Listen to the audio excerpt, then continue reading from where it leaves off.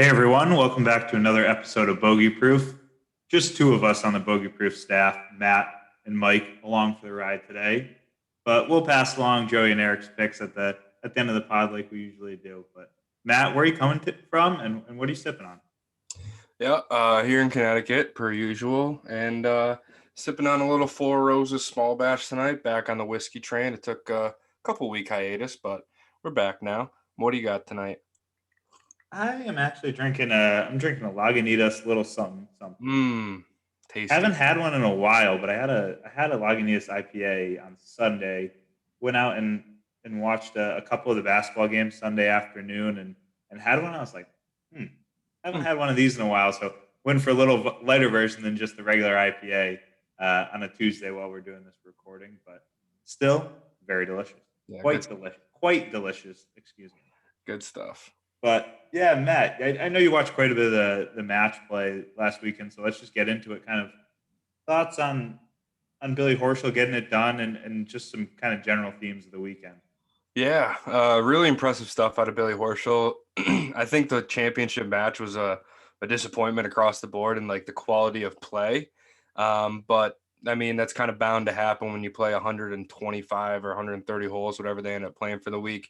You're not going to be firing the whole time as good as these guys are. It's just, you're bound to have a kind of a dud 6 or 8 holes. And I think that kind of happened for both Billy Ho and Scotty in that final match. But Billy Horschel just, did a little bit better damage control, and his bad holes were just pars, and when they probably could have been birdies. And Scotty made a couple bogeys, and that was kind of the difference at the end of the day. Not a whole lot of offense in that last match, but throughout the week, just really, really good play out of a lot of guys. I think that match play, kind of like we alluded to last week, it brings the best out of a lot of players that have been relatively quiet this season so far. I mean, Tommy Fleetwood back in the mix, Matt Kuchar back in the mix. These are guys that have been radio silent for the first half of the year or so. And it's nice to see kind of the change in format, just kind of change their approach, mentality, whatever it is. And all of a sudden, Birdie Fiesta making, holes and ones everywhere. Like, just really fun to watch. I mean, from just the match play atmosphere and having it be that head to head style, which is super fun, to like the quality of golf shots we got out of it. I mean, I don't remember that many tournaments where you see hole in ones like that. I don't know. Like, I know it happens every week on tour, but when it's match play and they mean something, like every shot matters on the PGA Tour, but when it literally impacts the match directly, like for Sergio to have a walk off, like that's, as much as I hate Sergio, that was so cool. Like to just have, That was epic. That's yeah, I like. I watched quite a bit of golf that afternoon, but kind of he struggled in that third match, and then to mhm. go back out and kind of just like you know do kind of like okay on the first couple of holes, and then step up on nine and just walk it off, or step up on four, excuse me, and Yeah, hit the 9 iron and just walk that's off. Just so like cool. I just love that the match play aspect of it, of like every hole in one you saw this week was like, it felt like so much more than just a norm, like than just a hole in one, because it wins a hole and it turns a match around, not only just like by beating the guy by a shot or two on the hole, but like momentum and all that different stuff that comes in with the match play aspect.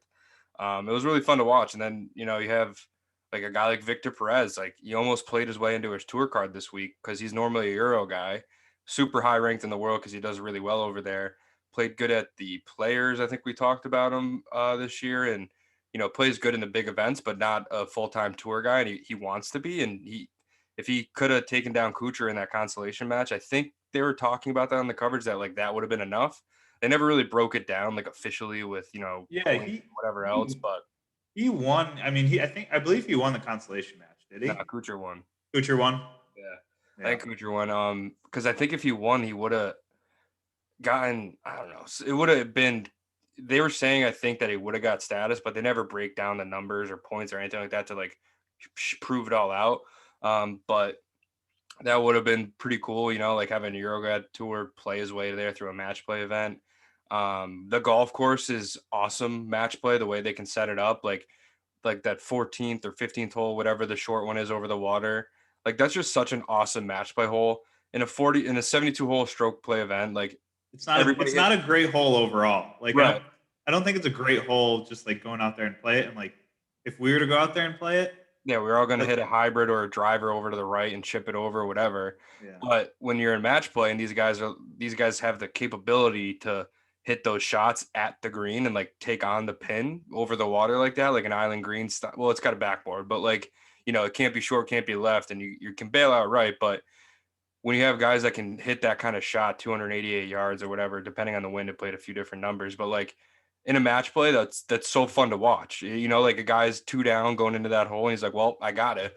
And you see Sergio hit the first 2 days. I mean, he hit a 3-wood to the moon and like stuck it to like 3.5 feet the first day, like stupid.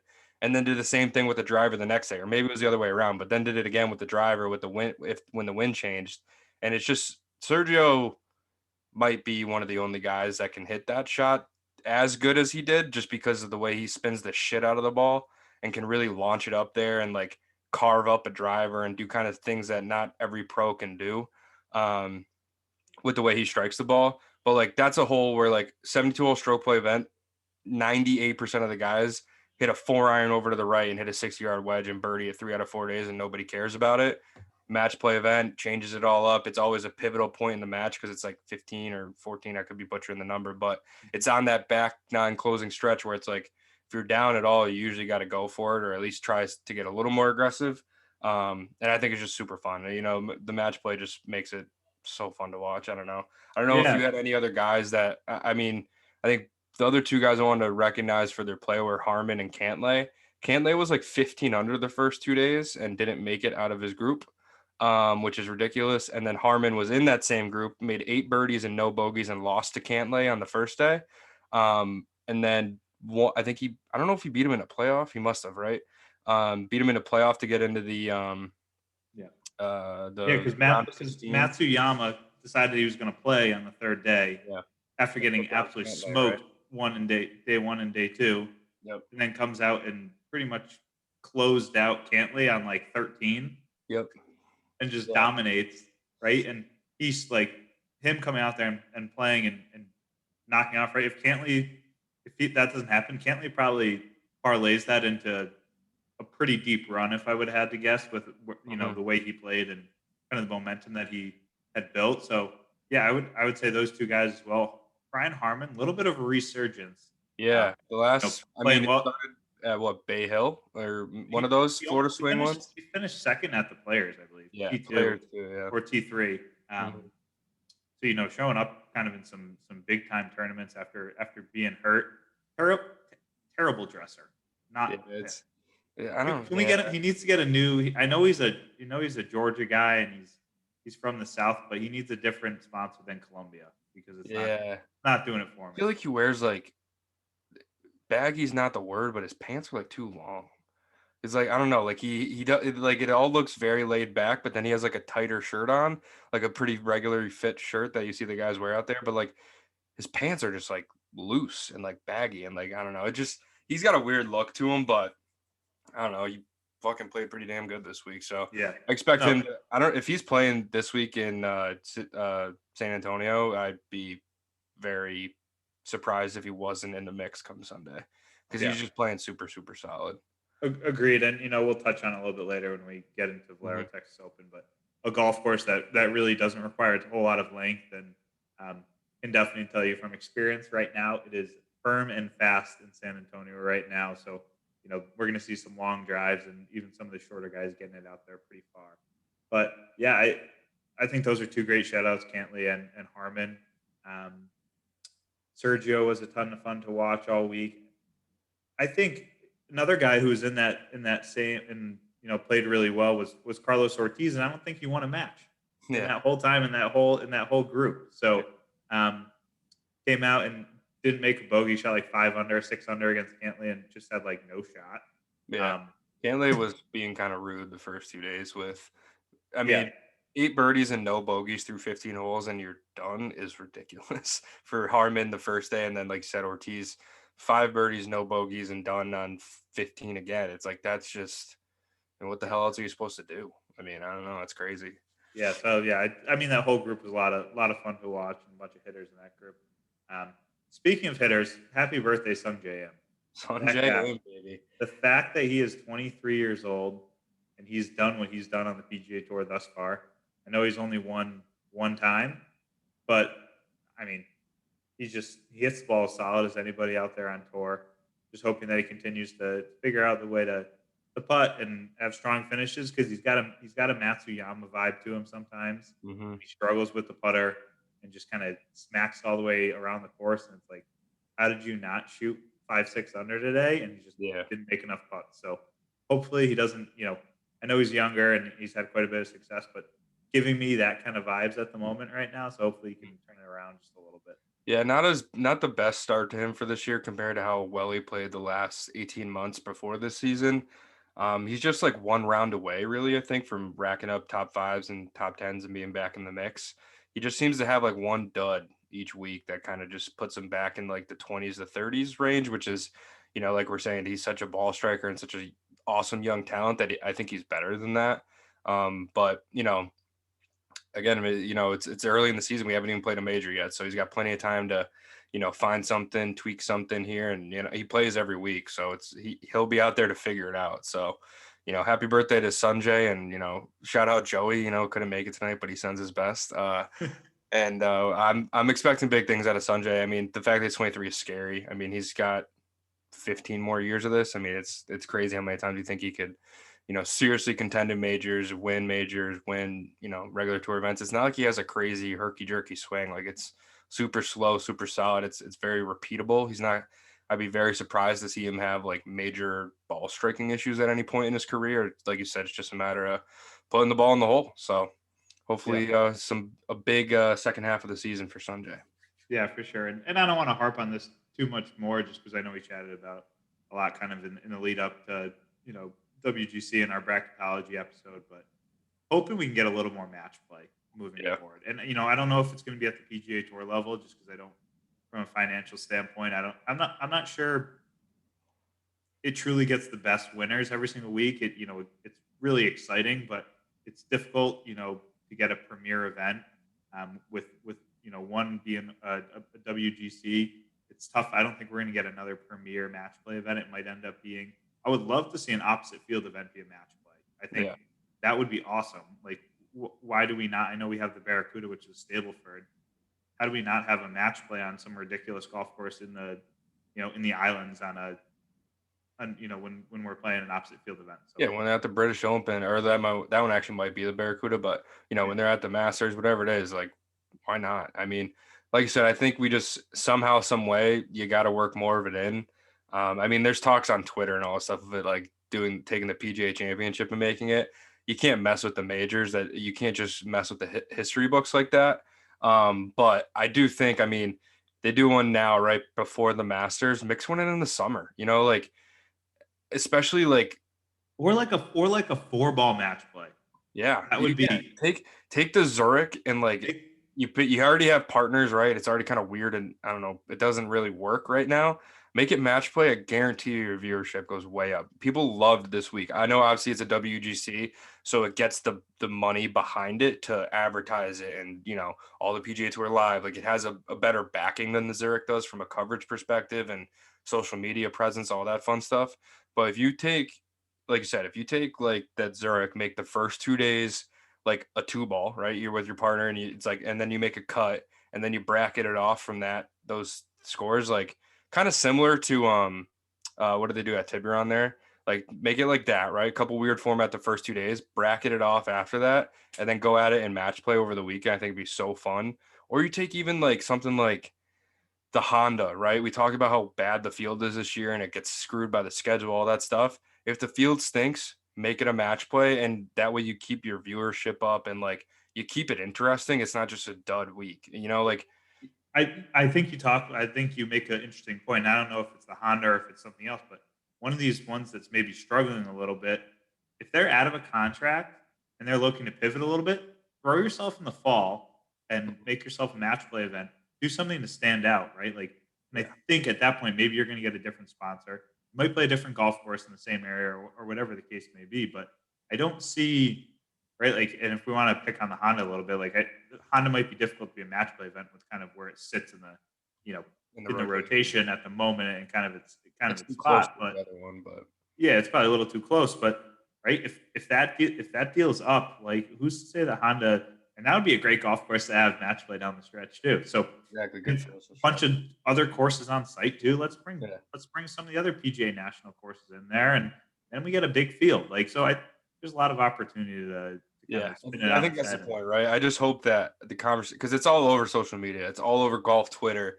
Everybody's talking about we got to get more of this, got to get more of this. I just hope the people that are actually in charge of making decisions and the higher ups, doing contracts and all that shit. Like, I just hope it's being thought of at least, and that in the next couple of years we see another one. Like you said, it doesn't have to.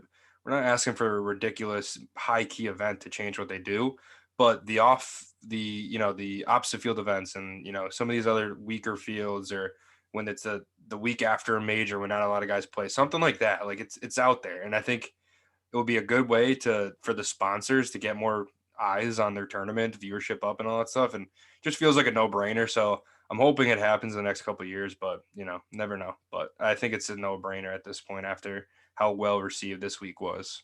Yeah, no, for sure. Kind of kicking off to a more personal note. I know you played golf this weekend in Connecticut and had your golf trip in Florida, but kind of kicking off the month of for most people, at least most of our listeners, New England, and some of our listeners in the Midwest. April's kind of the kickoff to golf season itself. How did that first round go? How are the conditions in Connecticut? And kind of, what are you looking forward to kind of in this first month? What are you focusing on to kind of make sure that you're going to be successful? Yeah, This summer at least have an opportunity to be. right. So overall, Saturday we played at this place, Fairview Farms. Really solid golf course. One of my favorite public ones to play around here. I think it just has a little bit of character to it. It's not the same shit every other hole. Like not every par four is the same, which I think happens a lot at munis or kind of New England courses. If it's not like a private club, I think they just kind of fall victim to just kind of rinse and repeat kind of holes. Um, but it's a really good one. The conditions were actually surprisingly well. I mean, obviously the grass is still, dormant or kind of it hasn't really, grown in yet to be like full. And so it's kind of all the same cut everywhere, but the greens were really solid, which was nice. Because there's nothing worse than like kicking your season off and you play the punch greens and it's like you don't know what the hell you're doing out there. It's like you get no real feedback with that. So it was the really good green, so it was good to play. The biggest thing for me, like I said, I was in Florida a month ago and even San Antonio and stuff playing. And it's like I felt really good about my game then, and then go out this weekend and all of a sudden it's 50 degrees on the first tee and a little windy, and the body just doesn't move. Like I didn't hit it as well as I honestly thought I was going to, just based on how I hit it in Florida. And I even went to the range like Thursday or Friday last week and hit it pretty solid, but the place we go to, it doesn't have like a range. It does have a range, but it's like mats and it's not a full range. So we don't usually hit balls or anything before. So like no warm up and then hitting in the cold. It took me like 4 holes to kind of like find the face with any kind of speed on it. Like it was all kind of like whiffy, slappy stuff the first 4 holes, which kind of sucks, obviously. But overall, I mean, kind of came out. It was a very mediocre day. Made like a couple birdies on the back to shoot like 77. It was very like nothing overly alarming, but nothing all that exciting either. Like nothing to be too excited about with my golf game, but I think it will just come with a little warmer weather. Hopefully, just kind of the body just it was ugly the first 4 holes, but it was interesting how you like not playing for like 4 months and then going down to Florida. I hit it so much better than I thought I was going to, but it's because it's warm down there. I don't have to warm up my body all that much, and we hit balls before every single round. And then, fast forward first round up here in Connecticut, no real warm up besides hitting balls the night before, which doesn't really count. Kind of, roll some putts, chip around a little bit, and then kind of go out there. And it was like, oh boy, like I got to figure out how to find the face here after 3 holes of just like scraping around and making bogeys. But overall, it was a good day. Once we got out there, had a couple beers, and things started flowing, hitting it better on the backside. But overall exciting. Looking forward to playing more golf up in Connecticut. The weather's not as nice this week, so I don't know if I'm going to go out this weekend, but after Easter and stuff like that, hopefully it picks back up and gets a little warmer and more courses open up and, keep slapping away at it. But, you're about a few weeks away from making the trip down to Pinehurst there. So, or maybe not even a few weeks, like a week, right? Not even. Yeah, we're heading out Saturday, so I will be in Pinehurst Golf Mecca Sunday afternoon. So gonna kind of take our time, about 13 hours from Chicago, and with the basketball games going on Saturday night. Can't be missing those. So gonna get on the road a little bit early on Saturday, and then bunker in a hotel. Me and my roommate here, Scott, and just honestly just watch the college basketball games and veg out, and then get on the road at a reasonable time on Sunday and get to Pinehurst where we can get groceries and hit some golf balls and get settled in a little bit. We're yeah, we're going to Pinehurst, but we're also working and doing that stuff during the week. So kind of got to spend the weekends as much as we'd love to just play golf 24/7. Got to recharge a little bit and do some of that normal stuff as well. But Hmm. yeah, just excited to be there, and it's going to be such a different trip than anything I've ever done from Pinehurst. Just Right. you know, we were so spoiled in college with the trips that we took, spending like no money and staying in nice hotels and eating well and playing unbelievable golf courses that cost you 150 $200 a pop if you were to go right now. Yeah. And I can we thought that was the case when we went down there, but I can confirm that is the case as Yeah. I've kind of asked and made some phone calls over the last couple weeks to get some tea time. So it's going to be a little bit different experience. Just playing probably more blue collar golf courses, spending 40, 50, $60 for a round, which is fine. You can get a lot of quality, especially in a place like Pinehurst. Um, but just different. So I think I'm excited to play some different golf courses down there and kind of see, what's outside the resort style and kind of the really, well renowned places. Mhm. Yeah, I'm gonna try to play a handful of things. Joey's coming through and, you know, crossing our fingers that we're going to be playing mid pines during the week. And so I think kind of treating ourselves to, something like that once every few weeks is kind of the game plan, but just financially, you can't be spending $200, around on Saturday and Sunday and expect to come out on the backside in a good spot. So we Yeah. got a couple fun ones to kind of on the radar. We're scheduled to play Highland Golf Club, which we've heard some good stuff about, and we never played in college. Longleaf, which we've driven by 4 million times. All those, like, I don't know if you remember it specifically, but like a good golf course that's $60, and gonna try to play there, and we're lined up to play that in a couple weeks. And I think too, it's just a little bit different. We're gonna try to do some day trips and some weekend trips. There's tons of good golf to be played throughout North Carolina. So Yeah. sneak up to Raleigh, go to Charlotte, Yep. do some of those things that we didn't really get to do when we were down there for college because it was kind of like golf, go back to the hotel, put your feet up, and do it again the next day. Mhm. But trying to explore a little bit, and I think it's just going to be interesting to be a Pinehurst local. And I know it might take a couple weeks, but I think 6+ weeks there, I think I'm gonna kind of get into a rhythm and kind of see what it really is like to kind of live live in Pinehurst and not kind of just be there and be blinded by the fact that you're just playing tons of golf. You're Right. kind of like, I'm kind of going to be living like I'm going to be going to the grocery store during the week. And right, like you go in the grocery store and there's just like groups of guys in their like Yeah. golf clothes, just like running through, and like they're not Right. picking up any real food. They're just like buying booze for their hotel room. Yep. And it's so I think it's just going to be interesting to kind of be part of that. And right, if there's nothing going on, why not and go have a drink at the resort on a Thursday afternoon, or go have dinner and hang out and kind of just take in all that it is. It's such a special place, and I know it's an important place to pretty much everyone here at Bogey Proof, and a lot of our listeners out there. If they've been there, I know they love it. If they haven't, it's pretty high on a bucket list. So definitely not taking that for granted, just because I know a lot of people would love to spend a month or 2 months in Pinehurst over the course of their lives, and lucky enough to really have already kind of been there for that long and Hmm. like a stretch all the way combined, and now I'm going to get to kind of double down on it. So a unique experience, and looking forward to it, and looking forward to kind of sharing it with everyone that comes through, and also our listeners, giving them some insight on what I'm up to on a daily basis, and some of the courses we're playing and some of the things we're doing. Yeah, it's pretty cool. Like Pinehurst is very unique where obviously there's the Pinehurst itself, right? Number two, the Cradle, all these awesome courses right on that site there, which like you said, through college we were lucky enough to get a little bit of exposure to those for like dirt cheap. And then there's also really high level golf courses right around it, which we played again in college for dirt cheap, like the Mid Pines, the Pine Needles, like all courses like that. And then because it's just like the mecca of golf, there's also that next tier that I think you're going to get your experience with this time around. And it's like through college and all your different trips like that. And then now this one, like you're going to hit Pinehurst every way possible, which I think is pretty awesome to be able to see like, okay, there's option A and like go to Pinehurst and do 2, 8, 4, all these awesome courses, the cradle every night, stay on property, do it one way like that, right? That's obviously the most expensive route given like, the name.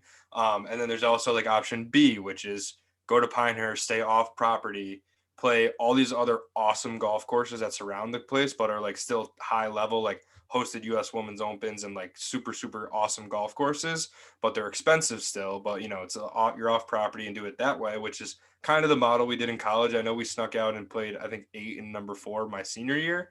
But the other years I went, we didn't touch Pinehurst at all, besides like we'd go there and go to the pro shop one day.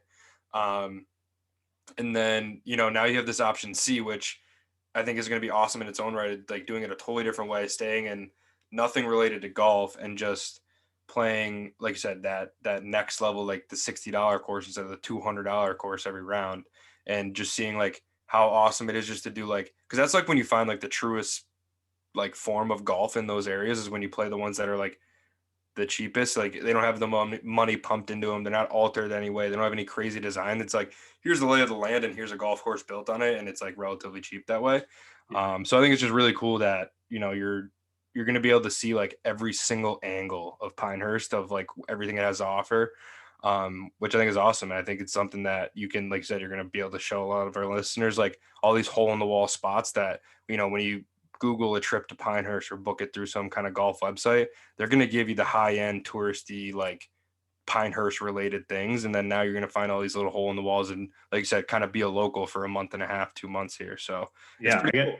I got 6 weeks to figure out the best sports bar in Yeah. Pinehurst, which I think we've been to a couple of them when we were in college, but Mm-hmm. I'm gonna have 6 weeks to try a handful of different ones and figure out where actually is the good spot to watch a game. I'm gonna be drinking Harris Teeter's beers. They got that great tap right in the grocery store. They got Mhm. like 10 or 12 beers right on tap in the middle. So, God forbid I get a little loopy in my Thursday afternoon trip to the grocery store. So stuff like that. And just like to be around the history, I think it's going to be a lot of fun. Yeah. So looking forward, it's going to be an awesome experience. And, anybody out there who's listening who has questions about Pinehurst, I think we have a lot of answers for you now, but I'm going to have a ton of answers for you come 6 weeks, and happy to kind of help anybody plan a trip or, kind of even just spin the wheels if it's something that you even want to do. Yeah. We're here to kind of chat about that as well. I think it's going to offer an opportunity too for a lot of content while we're down there. Just videos on the range. I think, Scott, my roommate that I'm going down there with, our game plan every morning is we're planning to go to the gym and then we're planning to go to the range. Like, Nice. we're going to be working on Central Time, so really we're not like, you don't really have to get online until maybe 9:30 or so Eastern Time. So knock out a couple those things in the morning. Like that's already a kick-ass day before I've even done anything for work. Yeah.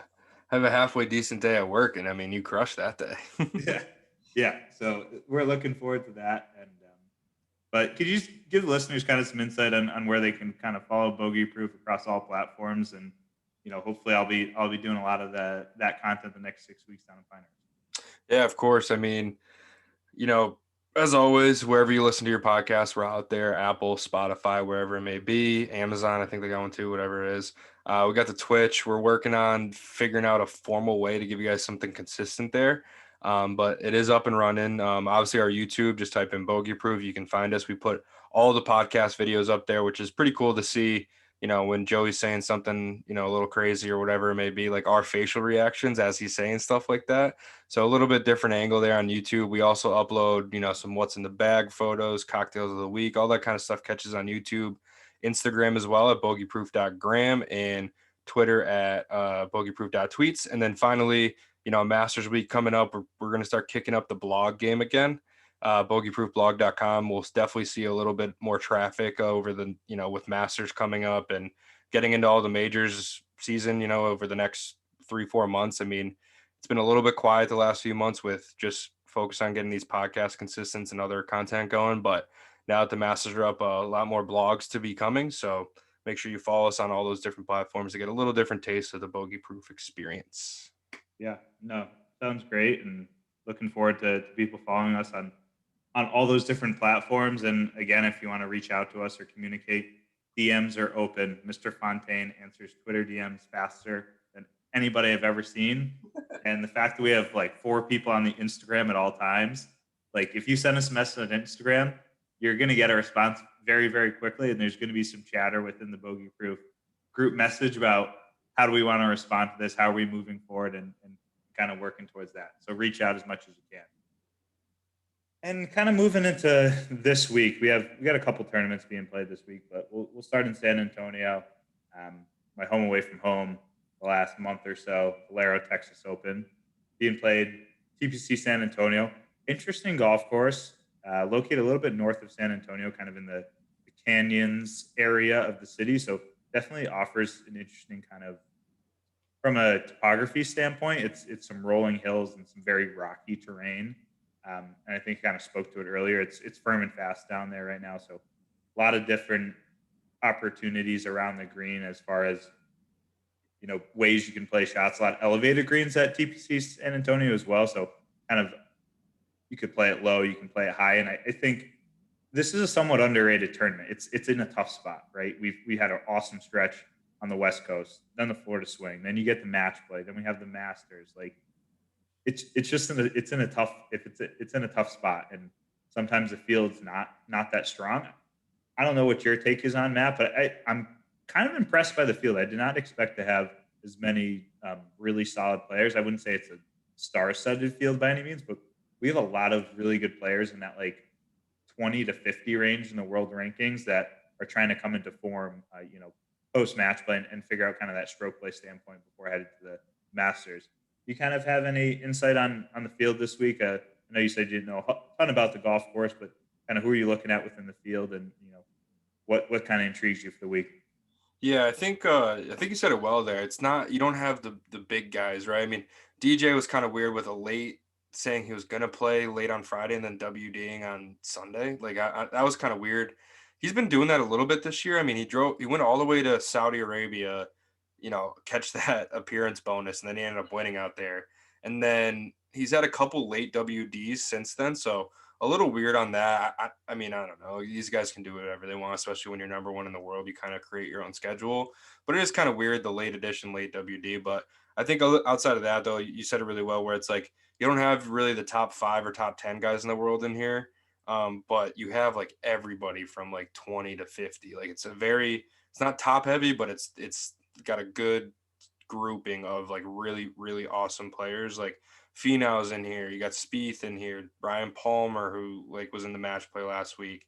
A bunch of other guys like Joel Damon. I don't know how you say it, but he just won last week on the opposite field event. First PGA Tour win for him. He's in the field. I mean, tough to follow up a win, and he's a pretty fun guy. So I'm sure he's been celebrating pretty hard. But it's nice to see.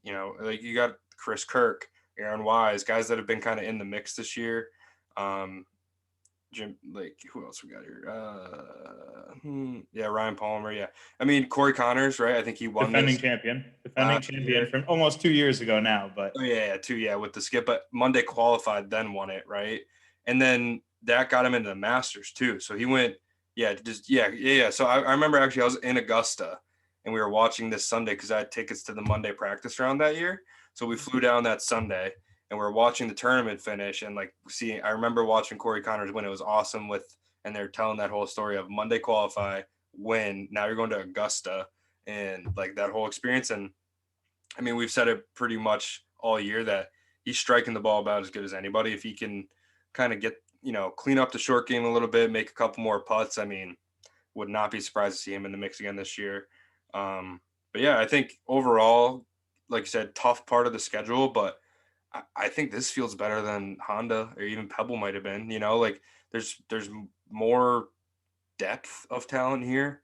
And I think, there's a few guys that are definitely, kind of like, whoa, I haven't seen him play in a while, but there's some good players in there too. And like I said, I'm not overly familiar with the golf course, but after seeing last week's, I think the Texas landscape and, San Antonio being firm and fast, I think it makes for, fun tournament golf to like consume. It's like it's not just soft and they're just throwing, flipping wedges and they stick. Like they gotta be a little bit creative out there, which is always fun to watch them, even if they're not executing the shot. Like just watch them talking with their caddies, right? I think the match play provided some pretty cool insight into that as well. Of because you only have two guys in every group, you got a cameraman with each guy, right? So it's you got, or at least a microphone, especially in those like late Saturday, Sunday matches. And just hearing them talk through shots, I think when they have to be creative, that's so much more value than just them talking about a number. So the course, I think, really works well with making them think about shit more and be a little more creative, which leads to awesome content of their conversations and what they think about and how they approach shots, especially if the wind kicks up a little bit too. That's always a good battle with them of picking a number. So again, weird spot on the schedule for them, kind of tough deal, but relatively good field and looking forward to a pretty fun week in San Antonio. Yeah, and we'd be remiss to not talk about TPC San Antonio is also a course that has a par three with a green in the middle. There's a couple on tour, and I don't know if it's a good hole or if it's a bad hole, but it's like number 16. And with the bunker in the middle, right? What'd I say? Green in the middle? Yeah, yeah. Oh, geez, Christ. But yeah. Couldn't speak English there for a minute. No, you're good. But, I figured what you're saying. But no, there's a bunker right in the middle of I think the 16th green. So it's either like 16 or 11. I cannot remember right now. Yeah. But I think it's always a nice little wrinkle. Yeah, it just throws in a little bit of a wrinkle, and I don't know if it's a great hole by any means, but it's definitely an intriguing hole and a talking point. I kind of want to get your take on, and we're going to kind of label it the Phil method, right? Like Phil's been outward about, I want to play the week before a major. I want to play my way into it. Houston used to be in this time slot for a long time before Augusta. He used to always play Houston. Houston, when they played at Houston Golf Club, really firm, really fast greens, big greens, kind of was a little bit Augusta-ish. I mean, nothing's really on that level, but definitely played in that spectrum. And, TPC San Antonio is not that, though I think it offers a challenge and a unique golf course, and I'm excited to watch it. It doesn't do that. But kind of what's your take on, playing before the Masters? Like this is kind of the Phil method. And for all these years, right? Tiger never played before a major ever. Kind of, what's your thoughts on it? And, obviously Tiger's had a bunch of success, but Phil's also had quite a bit of success, playing the week before. So what are your thoughts? Yeah, it's interesting. I think as long as the golf course is halfway resemblance of what you're going to go to, I think especially for these guys, speed of the greens. I mean, granted, they're used to playing a different course every week and they know how to practice that Monday, Tuesday, Wednesday in order to sync themselves up, and they're the best putters in the world. So they're able to figure it out. But for me in college, that was the hardest part. Like the course layout doesn't make a difference. You still are just hitting golf shots. Obviously, if it's firmer on the greens versus super soft, that's an adjustment you have to make. But they play practice rounds Monday, Tuesday, Wednesday at Augusta. Like they don't. It's not like other weeks where they'll maybe play Tuesday and be done. Like they play Monday, Tuesday, Wednesday at Augusta, and like make sure they get a full plethora of information from that golf course, so they could figure out how firm or how soft the greens are in that. For me, the hardest thing in college was always just resyncing my stroke up to speed. I mean, I'm obviously not the putter that these guys are, but we practiced at a place that was almost always super slow greens and like really grainy, where like downhill ones would be pretty quick, but uphill ones like you had to do a shoulder turn on kind of feel. And then we go to like really awesome golf courses that are kind of firmer and faster, whether we're down in Rhode Island or up in New Hampshire or whatever, just different layout. And like the hardest thing was always kind of getting a good stroke of mine to be the right speed, not just like not just hitting my line, but syncing that, you got to see a line and hit, like the speed line has to match up to make a putt, right? So it's getting that kind of adjustment in. And, again, for us, we would just show up the morning of or the night before and putt for 20 minutes and then go out there. These guys have all week to work that stuff out.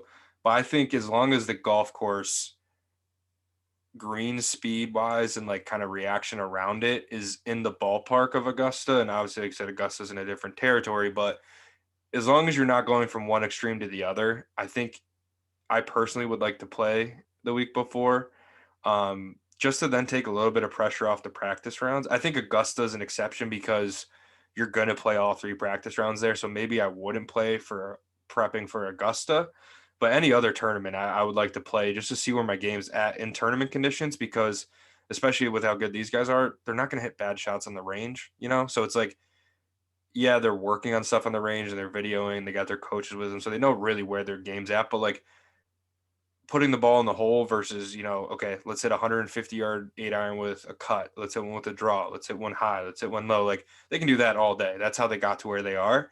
But to, go into like gamer mode or whatever you want to call it, where it's like getting the ball in the hole and like no retakes, no, let me hit that one again. Let me feel that a little bit differently or whatever. Like you're live, right? So I always like to see where I'm at with my game before I do that, and then kind of take that most recent tournament experience, work on it on the range, and then these guys have their practice rounds to work that out. So I think anywhere but Augusta, or maybe the Open's an exception too for PGA Tour guys, I would probably make sure I go there as soon as possible, and as well as Augusta go there as soon as possible, and probably take the week off before.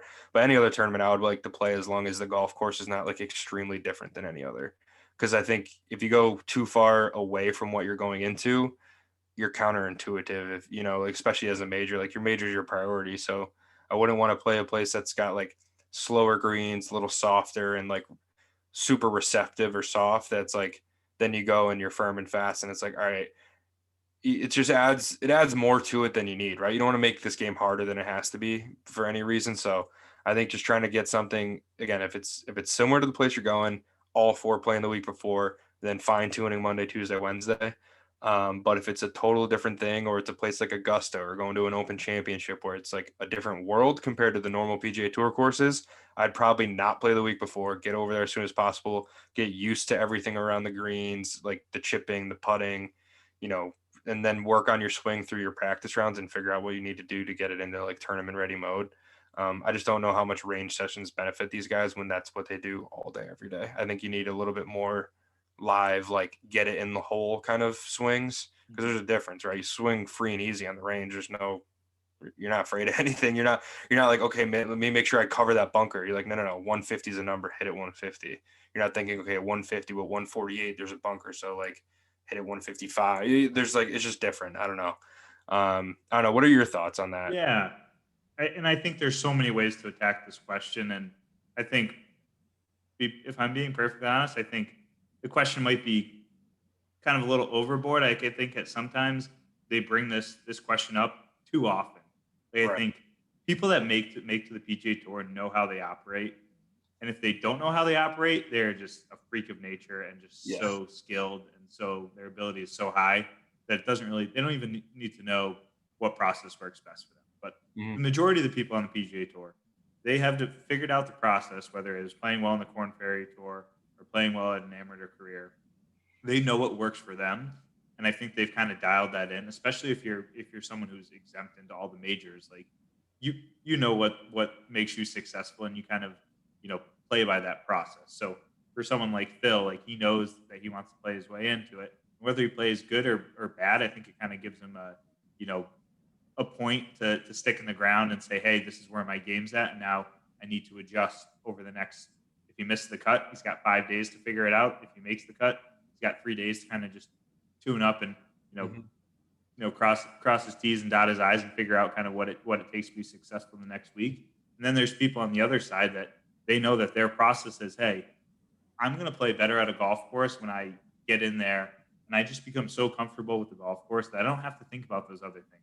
There's Right. field players on the PGA Tour Mhm. that their swings don't look great. They don't strike it perfect. They don't putt it perfect. Short game might not be spectacular, but they just know how to play golf and they know how to get it in the hole. And the Yep. more time you spend at a place, the more comfortable. There's a reason you play well at your home golf course and you don't always play great when you travel. Yeah. I've played Twin Hills Country Club so many times. I can shoot 70 there with my eyes closed. You know how well I have to play to shoot 70 at another golf course? I Yeah. got to play spectacular, Yeah. right? So I think it's just there is there's multiple ways to go about it. I think Augusta's a different animal in itself. That if you're a rookie, there's two ways to go about it, right? Like you either get in there like a week early and just let the sensory Yeah. overload just take over and like try to get it out of your system before you play. Because if you don't, you got no shot, right? Right. Like you got no shot to be successful on Thursday. And if you don't play the first 9 holes on Thursday relatively solid, you could shoot 80 on Thursday and be done. Um, but there's also, the standpoint from a rookie or something like that. It's like, hey, I want to play the week before and, work my way into it. Then you only get 3 days to prepare for a golf course like Augusta. So there's just, there's so many ways to go about it. And I think it's an interesting question and not one that I think anyone has a whole lot of answers for. And I don't know what the stats behind it are. Like, what percentage of major winners played the week before. I think that would be an interesting number. But I think just kind of an ever evolving question, and I think it comes down to the individual person as far as what they like to do. Yeah, But exactly. At the end of the day, it's like I said, these guys know what works for them. They're gonna do what works for them, regardless of, obviously it's a major, they care more about it, but they know what works, so they're gonna do what works. Every player is different. Every player has, some people are field guys, some people are routine guys, whatever. It's like they're gonna figure it out. They know what they're doing. They're yeah, not there on accident. yeah, for sure. But before we start chatting ANA inspiration picks for this week, we'll leave Eric and Joey on the sideline here, and it'll be in the bogey proof picks. All our picks for the week with our cocktail of the week on the Instagram. But who do you like this week at the Valero Texas Open? I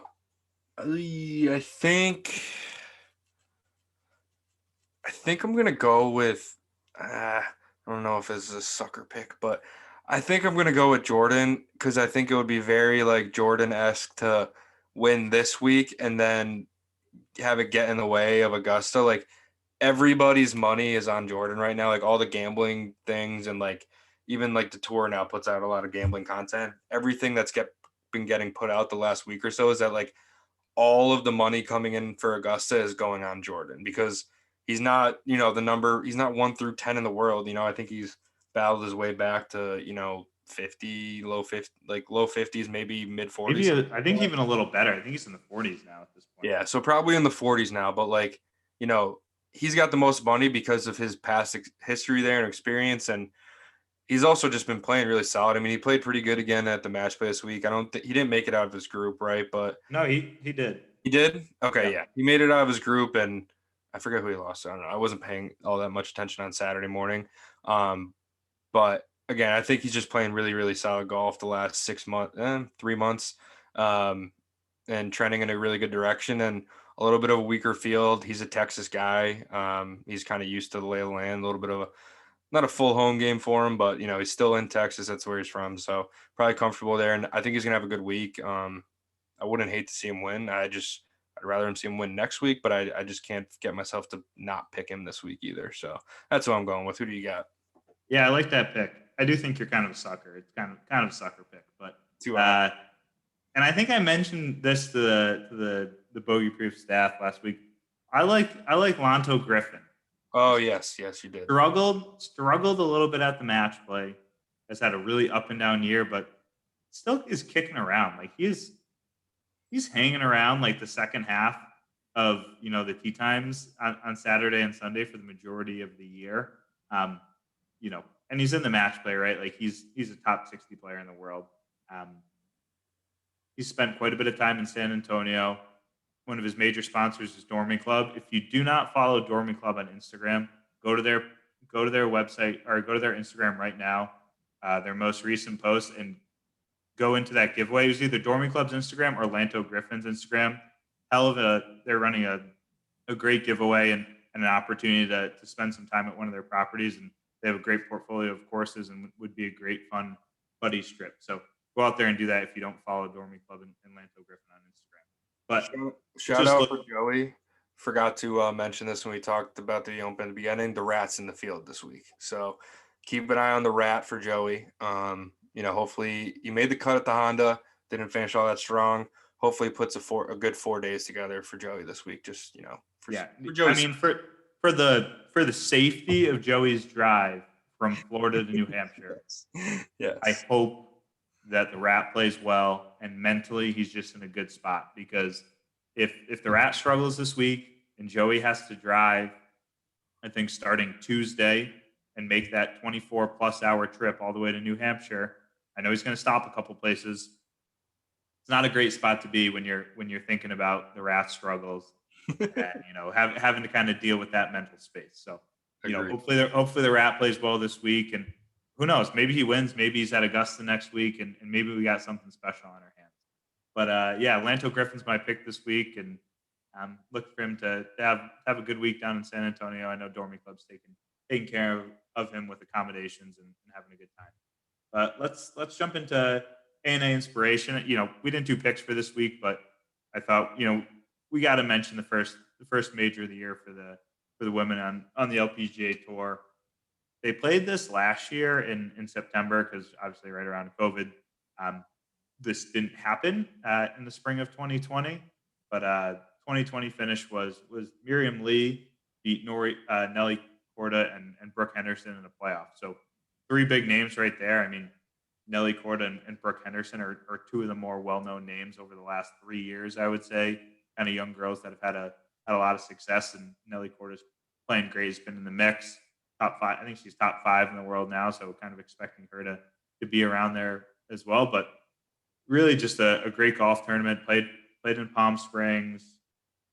A lot of coverage on the PGA Tour and a lot of good coverage. I remember not last year, but the year before, had a really cool pro-am sort of thing on Wednesday afternoon with a couple people from Golf Channel and a couple other kind of former pros. I think Julie Inkster was playing, and then a couple people also on tour. So just kind of some fun and more casual things going on the week of a major that don't happen on the PGA Tour. When there's the PGA Tour majors, it's the guys and it's them on the range, it's them working on the golf course, and it's a lot of analysis. So kind of fun to have a little insight and really kind of get a little bit more casual view of what's going on in one of 5 majors on the LPGA Tour. You plan to kind of watch a little bit of this and chime in a little bit with Valera Texas not being the greatest field. I think it's going to be an opportunity for us to kind of watch. What are you looking forward to? Yeah, I agree. I think, back when our first few episodes, back in, November, December, when they were playing their US Open, right? I think we all were like, wow, it's nice we usually don't watch it due to whatever else is going on, but it was awesome to watch. So I'm certainly looking forward to the first major of the year. I'm a big Danielle Kang fan. I've been following her for a few years now. Honestly, ever since she went on Four Plays podcast back in a few years ago after she got her first couple wins, and she obviously had a really awesome year last year, and she's one of my favorite players to watch play out there. She's really fiery and good social media presence too. She's pretty funny and candid. So I'm looking forward to watching some lady golf, and it's just a more relatable game. It's a lot more fun to watch how they kind of dissect the course. It's more relatable, to be honest, and I'm looking forward to watching them play. And I think we'd be remiss to not mention the Augusta Women's Amateur going on this week as well. So that, I think, what was that, 2 years ago they had that, right, where Maria Fassi lost to I forget the name of the girl that won. Jennifer. Yeah, not Kepka, but it's spelled yes. it's Kepka or something like that. Yes. Yeah, so that was super awesome, and they had separated themselves from the field, and it was basically a match play style coming down the back nine, which was awesome to watch. I remember watching that a couple of years ago. So if you're not aware of that, I definitely recommend you do a little bit of research and start watching that ASAP. It's an awesome way to get a sneak peek at Augusta before the guys go there next week, and get all the feels ready for the Masters next week. But it's awesome to see collegiate, international, amateur, women's golfers. You get to recognize a couple names that, in a couple of years, you're probably going to see a lot of them on tour, or, women US AMs or whatever it may be, US Open, stuff like that. So it's an awesome way to familiarize yourself with some women's golf. And it's just fun to watch them play a place like Augusta where, like I'm saying, it's a more relatable game. It's fun to watch them dissect the course. And, we only see the men play Augusta until this event a couple of years ago. So it's nice to just see a different approach to playing Augusta National, right? I mean, at the end of the day, the golf hole is the golf hole, but they're playing it from, different tees, obviously, and they hit their clubs different yardages. So it's a whole different approach and dissection of the most historic golf course ever. So really fun to watch. And yeah, what do you got for No, I would just say I agree. I think it just offers such a unique tournament in itself. Playing another golf course, and then kind of once the cut happens, playing Augusta National. But the field itself is so crazy diverse. Like it is people from all over the world, and the age group is like there's like 14, 15-year-olds playing in the Augusta Women's Amateur because those are some of the most elite women's players in the country. That does not happen in men's golf. Right. The U.S. Amateur has like less than 10 people under the age of 15 or 16 every single year. Right. It is a collegiate factory when it comes to the best men's amateur golf, but women's golf is just a different story. And we just like you talked about the holes itself, like 13. Think about how much you have to snap hook a shot on 13 from the back tee. Yeah. What do you have to do when that par 4 is playing 440, par 5 is playing 440 and not 510? Yeah. You have to hit a sniper. Like Yep. it's just the unique. It's going to be awesome to see how they play that golf course. And I did not, they've been playing this a couple times, and I've seen some highlights, and I've watched 5-6 holes at a time. But hoping to get to Pinehurst here on time on Sunday to watch quite a bit of it, because I think it's an awesome event, and something we need to continue to do is air some more women's golf. Mm-hmm. LPGA Tour does not get its due. Right. I for someone who absolutely loves golf and consumes a lot of golf content and watches a lot of Golf Channel, the LPGA Tour does not get its due when it comes to playing really premier golf courses and being kind of shown to the public. So looking forward to them showcasing the next group of elite players in women's golf and watching some of that this weekend. Yeah, it's a good mix. You got the Augusta Women's Amateur, which is probably the best amateur event that women have, and then a major in the same week. So lady golf heavy this week, I think, to be honest. Unless Jordan's in the mix come Sunday, I will be searching for the lady golf over the men's this week, and giving them their appropriate attention. As like you said, I can't wait. Honestly, the Augusta Women's thing, I remember watching it 2 years ago. It was super fun. So really looking forward to that, and looking forward to just getting a little taste of Augusta before the big week shows up. Yeah, for sure. And you mentioned it, kind of just letting those feels linger, right? Yeah. Like we're just trying to build them. Yeah. So I'm going to be drinking out of my Masters cup all week long. I'm going to be sipping on it during my road trip. I know you're going to be doing the same. Looking forward to kind of just taking everything that is the Masters next week. And I know we're going to have some great content out next week, and multiple podcasts and blog posts and tons of Instagram and Twitter, and just looking forward to a great week, not only for Bogey Proof, but just for golf in general. So Matt, always good seeing you. Hopefully next time, the other boys will show a little effort and show up. But cheers. Cheers, Mike.